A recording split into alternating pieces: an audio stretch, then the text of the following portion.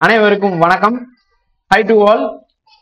நாளை அதிகாரிகளே, எல்லாரும் குரூப் 4க்கான அபிஷியல் ஆன்சர் கீ எடுத்து பார்த்துருப்பீங்க.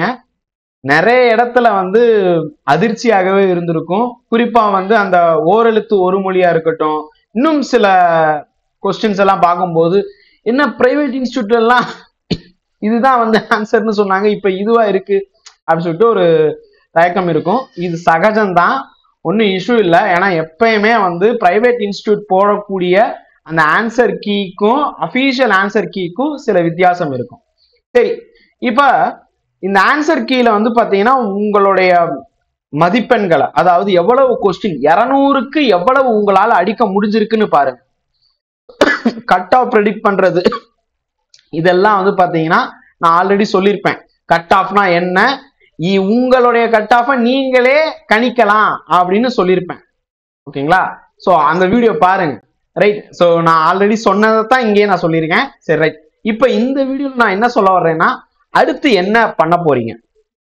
இப்ப சார் நான் இந்த கஷ்டமான எக்ஸாம் எழுதியும் பாத்தீங்கன்னா எனக்கு ரொம்ப கம்மியான கட் ஆஃப் சார், எனக்கு ரொம்ப, அதாவது cut off, sorry cut off இல்லை, ரொம்ப கம்மியான ஆன்சர் கரெக்டா வந்திருக்கு. இல்ல சார் நான் இந்த லெவலுக்கு ஆன்சர் வந்திருக்கேன், இந்த லெவலுக்கு ஆன்சர் வந்திருக்கேன் அப்படின்னு ஒரு லெவல் நீங்க ஃபிக்ஸ் பண்ணி வச்சிருப்பீங்கல்ல. Because this group 4 toughest group 4, ரொம்ப கடினமானது. நீங்க ஒரு நம்பர் வச்சிருப்பீங்கல்ல, இதுதான் அப்படின்னு சொல்லிட்டு. ஸோ அப்ப குரூப் 2க்கு இல்லைன்னா அடுத்த எக்ஸாமுக்கு என்ன பண்ணலாம்? ரைட். ஸோ எவ்வளவு எடுத்தவங்க அடுத்த எக்ஸாமுக்கு ப்ரிப்பேர் பண்ணலாம், குரூப் 2க்கு ப்ரிப்பேர் பண்ணலாம் அப்படிங்கறத நான் சொல்ல போறேன். ஏன் நான் குரூப் 4ஐயும் குரூப் 2ஐயும் ஒப்பிட்டு சொல்றேன்னா, சிலபஸ் கிட்டத்தட்ட சேம் சிலபஸ். அப்ப இந்த சேம் சிலபஸ்ல நீங்க செய்ய வேண்டியது 100 கேள்விக்கும் அதிகமா மார்க் எடுத்திருக்கீங்க.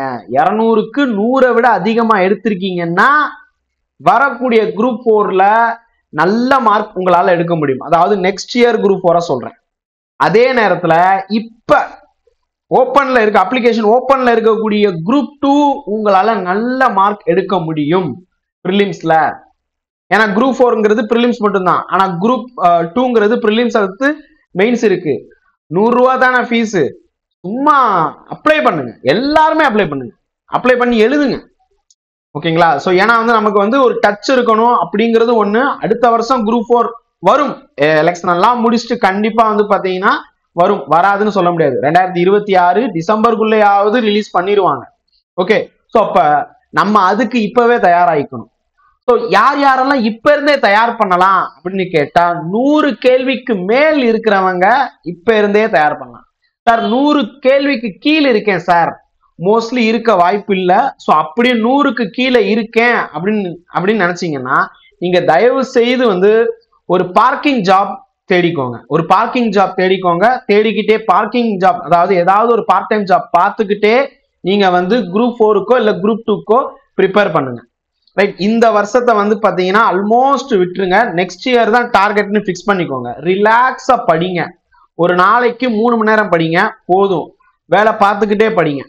ரைட்டா? படிக்கிறது தான் ஃபர்ஸ்ட் ப்ரியாரிட்டி. வேலை பார்க்கறது ஃபேமிலிக்காக, ஓகேங்களா, உங்களுக்காக. நீங்க பாத்தீங்கன்னா அப்பா கிட்டயோ அம்மா கிட்டயோ பெட்ரோல் போடணும், சட்டை வாங்கணும், அப்படி போய் அவங்க கிட்ட போய் நிக்க கூடாது என்பதற்காகவும் உங்களால முடிஞ்ச ஏதோ ஒரு கான்ட்ரிபியூஷன் வீட்டுக்கு பண்ணணுங்கிறதுக்காகத்தான் இந்த பார்க்கிங் ஜாப் போங்கன்னு சொல்றேன். புரியுதா உங்களுக்கு? ஸோ நீங்க செய்ய வேண்டியது எல்லாம் 100க்கு மேல இருந்தீங்கன்னா உட்காந்து படிங்கப்பா. குரூப் 2க்கு 100க்கு கீழே இருக்கீங்கன்னா, அதாவது 200க்கு 100 கேள்விக்கு கீழே சரியாக நீங்க விடை கொடுத்துருக்கீங்கன்னா தயவு செய்து பார்க்கிங் ஜாப் பார்த்துக்கிட்டே அடுத்த குரூப் 4க்கு படிங்க. Thank you so much. உங்களுடைய கருத்துக்களையும் கண்டிப்பா பதில் சொல்லுங்க, கீழே கமெண்ட் பண்ணுங்க, மற்றவங்களுக்கு ஷேர் பண்ணுங்க. இது வரைக்கும் சப்ஸ்கிரைப் பண்ணாம இருந்தீங்கன்னா சப்ஸ்கிரைப் பண்ணுங்க. ஜெய் ஹிந்த்.